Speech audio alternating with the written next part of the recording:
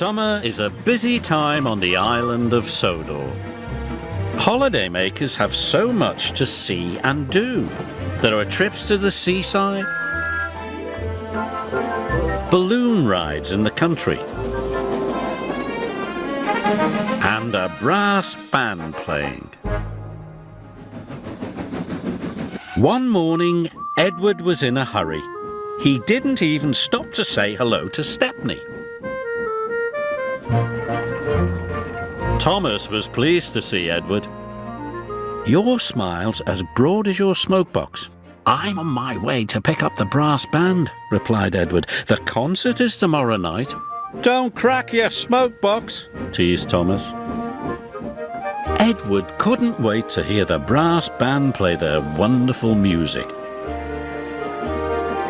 He was so excited about meeting the brass band that he didn't notice the giant crane. It was unloading a huge ship's boiler. Suddenly, the crane swung the boiler and knocked Edward right off the track. Cranky had been watching. "You useless little engines are always in the way." Poor Edward. The Fat Controller came immediately. "We will take you to the fitter's yard and Bertie will have to meet the brass band instead of you." Edward was sad. That night, a raging storm rolled in. The fitters worked through the night trying to mend Edward. The rain pelted down. Now Edward felt sad and very damp. Morning came and the Fat Controller arrived. "Please, sir," pleaded Edward, "will the fitters be finished soon?" "Not soon enough, and the band can't wait. I'm sorry, Edward. Bertie will take them to the concert." Edward felt worse than ever. Bertie collected the brass band and set off immediately. He bumped cheerfully along the country roads. But there was trouble ahead. Last night's storm had flooded the road.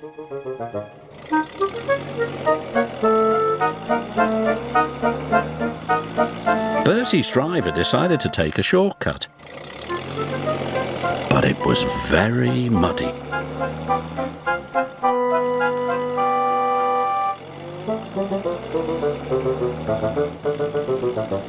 Bertie's wheels did not like the mud. They scooted, they skated, they slid, they slipped. "I'm stuck," he groaned. Bertie revved his engine, but his wheels spun round and round. He couldn't budge. The brass band were worried. "We mustn't be late for our concert." "Tune up your tuba," cried the leader of the band. "We'll call for help."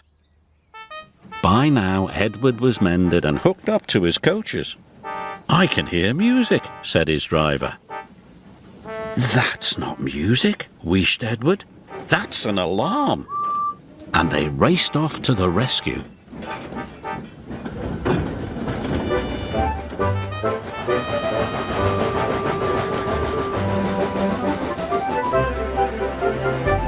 The musicians were delighted to see their old friend. So was Bertie. "I'll get you to the concert in time," Edward cried. "Thank you," said the worried bandsmen.